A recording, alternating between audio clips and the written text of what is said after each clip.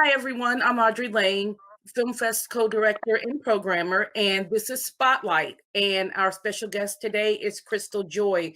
She is an innovative filmmaker, writer, producer, and we are going to talk all about her and her groundbreaking um, film. Well, your groundbreaking scripted series. I keep wanting to say film because when I'm watching, it's playing in my head all together like a film. So, tell us a little bit about Crystal Joy. Well, I am an actress and writer and producer, filmmaker, but mainly actress and writer. I'm from Chicago, Illinois, actually the west suburbs. Yeah. And I've had the pleasure of living in different places in the world and traveling, which is one of the things that I absolutely love to do, which has really helped to develop my perspective on the world and just also molds what inspires me. So, yeah. What are some places that you've been that have had a real So, impact on you? the two biggest places that I've had an impact, oh, that's kind of hard actually, because I feel like everywhere I've gone has Mhm. has had a huge impact on me. I've had the pleasure of living in New York. I was there for 6 years. I lived in South Africa for 3 months. Oh, wow. I think Okay. those are places that really helped mold me and shape me, and I learned a lot from living in those cities. Absolutely. What's the place that you've been that you were surprised about, like, the people, the culture, the way things were? Is there somewhere that you were kinda like, "Wow." I'll say South Africa and Ghana. Ghana was the first time that I went to Africa, and then the second was South Africa. It was just great because I was able to experience those countries from my own perspective and not from Mhm. the perspective of TV and Western Right. media. They always butcher it and make it look like everyone is hungry and drinking waters, out of pails. So Mhm. I was really inspired when I went to both of those countries and just really enjoyed everything, the culture, the people, the food, the language, the landscape, the Mhm. environment. It was just a beautiful, beautiful time. Well, nice. I mean, and not everyone gets to experience that, especially for so long. Um, so gosh, I don't wanna rush that part because that one makes me think about one of your short films, Jizzy Josie to the World. Yes. Was that shot during your time that you were living there? Was that whole Yes, so that was shot in Johannesburg and it was such a beautiful project. I really enjoyed making that, and I've just that's a film that I'm really proud of because it just really captured my experience. Even though it's, a micro short documentary Mhm. film, it really just captured my experience and just my journey as a creative, as an artist. There's been hills and valleys, but that project really does reflect, everything that I've kind of put and invested with my career. So, tell me about, because this is one of the things that really interested me when I was watching everything. How did you go from New York to Africa for 3 months and make movies and have those contacts? I mean, that seemed like that was that a lot of planning, or did you just hustle and just start contacting people to help create your vision? A lot of those things kind of just happen naturally, which is what made me appreciate it so much. Mhm. Um, Being in those different cities, countries, you know, in that world, in that industry, it's always been really easy for me just to connect with other artists. Mhm. And when like-minded people get together, you kind of start to brainstorm of things that you want Yeah. to create and just naturally tend to attract to each other and want to work with each other, and that's kind of what Mhm. happened in that situation, is being in that environment, meeting other creatives. When I was in South Africa, I was actually at a film festival because two of my projects got into the festival, Oh, and so nice. it just kind of naturally happened where I was able to meet other artists and we naturally just Okay. wanted to collaborate and work with each other. Oh, that's amazing. So what was the name of the film festival? And what It was called the Africa Rising International Film Festival. okay. Yeah, so it was a great experience for me just to go to that festival and meet other creatives and meet other Right. people who are doing the same thing I'm doing. And You from know, all over the world, I would imagine they had a lot of, people come that were international. yeah. And then what was also great was even after leaving South Africa, I went to the Berlin International Film Festival. Oh, I I went to wanted to go there Berlin. so bad. Yeah, and I would always suggest to other artists, to other filmmakers, is always make it a point to go to festivals because that's where you really get to meet other people Yep. and really network. I mean, networking is kind of like can kind of be like a daunting word for some people. I'm not a Mhm. fan of the word networking. I just like to meet new people, you Yeah. know. And but going to film festivals is just honestly a great way to expand who you know and meet other like-minded artists. Yeah, and as a festival director, I know that firsthand. I can't tell you how many projects that were born of people that met at our convention. Because prior to working with this convention, and well, simultaneously, we directed two film festivals at the same time.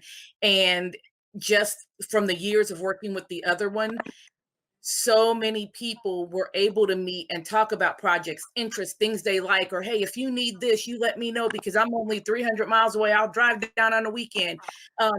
It's that meeting of the minds and you vibe with people and or you see their projects, you're like, wow, they're great. I'm gonna follow them. And then you just keep in touch and make all these connections. And as much as we love doing it in person, it actually worked virtually also. Mhm. So that's been a big shift in how things, have gone. So what year was it that you, went to Africa? So I went there November of two. I'm making sure I get my dates right. November of 2019 into last year, and I got back Okay. actually right before the first shutdown, which was in Oh, February, wow, okay. and then the shutdown happened of like the first or second week of March. So I was able to get back, and it was interesting because as my time in South Africa was coming to a close, and I remember going up to Europe, there was talks of this pandemic happening, Mhm, and so I remember being at the airport and seeing a few people with masks, mhm, and honestly my internal alarm didn't really go off at that mhm. time until I got back, and it's like, wow, I honestly could have been stuck in Europe or could have been stuck in Africa, you Yeah, know. So I yeah. felt really thankful that I was able to get back, and I honestly worked out perfectly because I had booked my ticket to come back about a few months before actually returning to the US. Mhm. And this was before any kind of coronavirus was talked about or even known. So everything really worked itself out. Well, that's good, that's good, that's exciting, and that is also gonna tie into something we're gonna talk about later also because I love what you have done with your time and the thing where you have gone. So, jump into your scripted series. Tell us about that and how you decided to go that route of getting a project out there. So are you referring to the listening experience? Oh, you know what? I wasn't that I did No, that's listen to okay that because I have today. another series too. The Nights, Nights. the one that's on Instagram. Yep, that's the one Yes, I'm talking nights. about. Yeah. I got to So season 8 and I didn't have time to finish the rest. I'm upset with myself because I wanted to be able to talk to you about all of it, but then we don't want to give too much away for viewers either. of So, course. so tell us about how what Nights is and how it came about. So Nights is an Instagram script series. I like to say it is the first ever. Mhm, But it is an Instagram script series where I took photo and script writing and merged the two. So I took a picture and then attached a script on top of it. mhm, And I did that and told this story over 8 to 10 photos. And I was just trying to think of a way to be experimental and think outside the box. I've always been in love with photography. I'm active on social media, so I would always see photographers kind of write these one-liners underneath their mhm. photos, and I thought, how cool would that be if it were an actual script? When I watch movies and let's say you pause, that's honestly just a still frame. That could Right. easily be a photo. And Yep. I just wanted to think outside the box. I wanted to be different. And I had just wrapped two short films back to back. And so I said, Mhm. I don't want to create another short film because I was funding these projects and I was just kind Right. of tired and burnt out from working so much, but I still wanted to be creative. And so that's how Nights came about. And then season two, I was actually posting season two while I was in South Africa. And the thing that made season two different from the first season was we added the element of music to it. And that really Okay. brought about this full experience. So I honestly enjoyed creating Night so much. I actually had the pleasure of shooting two volumes in Ghana. That Oh, was, yeah, and that's where I was gonna say that goes ties back into your experience because you got to see those pictures and tell that story, yeah, and if someone watches all of it, it all comes full circle because you'll see how the trip affects the next couple of seasons of Night. So like I said, I'm very upset that didn't get past 8, but I am going to finish it. I'm so like into it because I went and reread it because you start reading things and then you're like, okay, I read this. Oh, but it's been like a week. Let me go back. So I went through it all again. Um, and it got deeper. Oh, and don't mess with Miss Pauline. She is sharp. yes, that is so funny you said that. I saw like 10 people. Actually, I saw my mother and myself in that character, and I was just like, "Oh my gosh!" Just like, "I don't have time to wait. You're late." I'm like such a tyrant when I was working about being late. Like I would tell on myself actually. Boss Yeah, would come in, yeah. not even know anything. She's like, "Why are you seem like you're in a bad mood today?" I was late, and I was just like, "Oh, it just kills me." I can be late anywhere else, but work is a whole nother ball game. It just mentally it messes me up. It does. I think it's because always feeling like you have to work harder, be earlier. If you're on time, my mom would always say, if you're on time, you're late.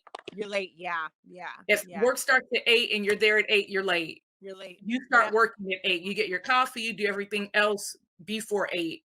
When yep. 8 comes, it's time to work. That's true. So that always stuck in my head.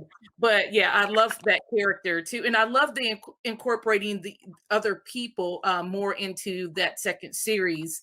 And kind of, I don't know, I'm just so enthralled. So how long has this process been going on for Nights? So Nights started back in 2018. So it was about a 2-year process. No, I'm sorry, 2018 into last year. So it was Okay. about a year. Excuse me. It was a year process, and I just approached Nights as I would approach a short film, you know, and I, wrote it, had a pre-production phase, did my casting, just really try to be organized so that I Mhm. can be thorough with the story as best as I can. But I honestly enjoyed creating that series so much. It was honestly one of my favorites. Yeah, it just seems like it's one that you would have so much control over that Mhm. it wouldn't be a lot of those headaches or pains of other things you have to worry about, like post and coloring and audio and those are things that now I didn't know until you just said it that the second season had audio. I had just been reading. I hadn't hit. So I'm gonna go back and Well, the thing is, Nights is on my website as well as my Instagram.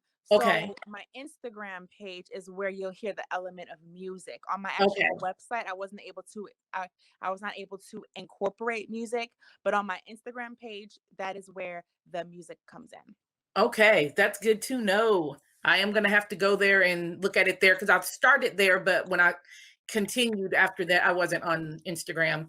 So Got that's it. good to know. So it's been a 2-year period, and tell us about because you have your own production company. Tell us about Blue. So with Blue Room Productions, I started it in 2017. The reason why I called it Blue Room was because it was my favorite room in my grandmother's house. She had an all blue room, and it was always a very peaceful and calming environment. I always thought it was my room, but it was everything was blue. The walls, the furniture, the comforter, Oh, everything wow. in the room was blue. And I remember when it it I got the paper saying it was an LLC. She actually passed away a few weeks before I got that paper. So I never was able to tell her grandma, Oh. look what I did. I'm now a business owner. I have a production company, but I know regardless, she would have been very proud of me. Oh, But absolutely. yeah, but just, because my grandmother was a very smart woman, a very Mhm, career minded businesswoman. mhm. And I just want Blue Room to reach its full potential. That's awesome, and it will because it's got so much love behind it, and you're, already ahead of the curve. You're doing things, the right way. Sometimes we want to do something so bad, we don't stop and do it the right way. And then when it doesn't succeed, we kind of get disappointed or we kind of, backstep. But I love what you had just said a few minutes ago about patience and you wanted to get it right and do all the boards and, do all the pre production. Sometimes, it's just people don't prepare for everything that goes with creating. It's a lot. It's a lot. So, kudos to you because you've got so many different mediums now. You had a couple of very to the heart documentaries that you produced. I saw those; those were great. Thank you. And I just wanted more. And I'm like, okay, I hope this is just a teaser and a short piece of what might become a longer documentary because it did it like kind of pulled you in really quick. You're like, okay, I want to know more. What's Yeah. the next part of this person's journey? So, Well, there's definitely more coming. I've been making new content this year, which will be up, uh, which will be available February 12th. So I'm really, oh, nice. really excited, yeah, about that. So there's And where can people definitely more. find that, or is it how can they find this? It'll be on YouTube. Awesome. Yes. Okay, and we can drop links to this below. And this is where I fail at my job right now because I didn't even think to get the links. My mind's been all over the place. So we can That's drop those in when this is posted. We will drop the links in for you guys so you can check out where to find her.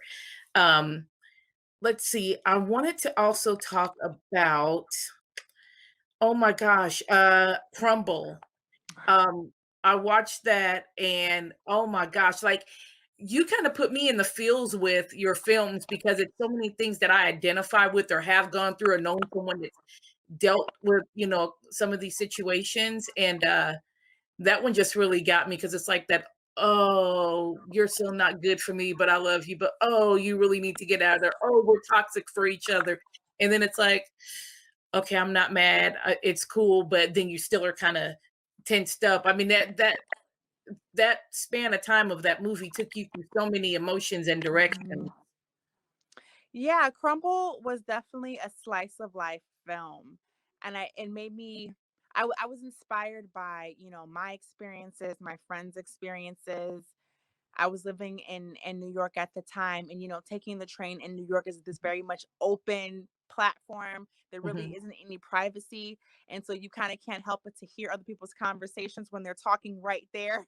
Right. So I would always hear really interesting stories about people and their relationships. So I just Mhm. took everything that I was inspired by and put it in this film, and that's honestly the foundation of my art making, which is just using my environment, not looking around to see what other people are doing, but Right. just looking within and what's in my world and what's in my reach and how I can use that and translate it into a story. Absolutely. I enjoyed it all and everything, and there was, variety in the genre and I like that it's not a one even kill, it's always the same. And that's kind of sometimes, you know, filmmakers run into a niche that they can do well and they'll just stay at that plane. And it's so nice to see like the time periods of the years that I was watching the films and see the progression or, just, some differences in different genres and topics. So that's really refreshing. What's the feedback been like for you about your scripted series, Nice? People really enjoyed it. People really enjoyed it. It was something that was different. Hmm. That was the biggest thing, was that it was very much outside of the box, and that's something that I honestly always aim for, is to think outside of the box. I think that helps you to continuously grow and not stay stagnant and in like the same position when it comes Right. to how you choose to deliver your work.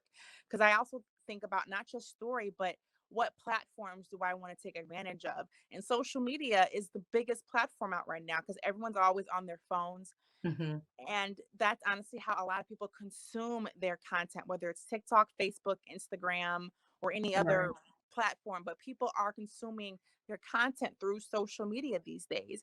And so I think people really enjoyed it because it was so feasible.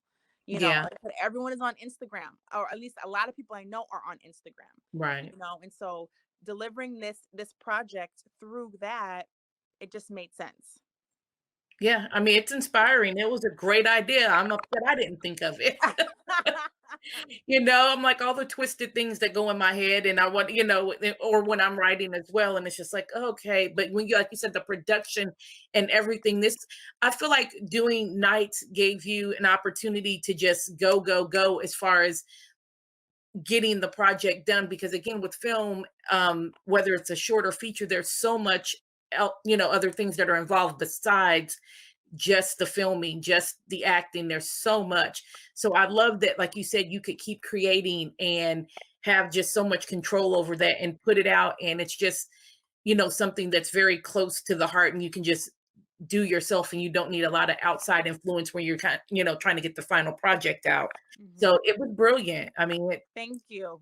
kudos to you. And I'm glad the response has been well and you're getting a lot of good feedback. Have you had any requests from any viewers about what they want to see next or any I have, which is why I'm starting this YouTube channel. People want to see more. awesome? Yeah, I think that's been like the biggest thing is we want to see more behind the scenes. We want to see kind of more what you've put into this work. So this YouTube channel is definitely going to be something very special to me.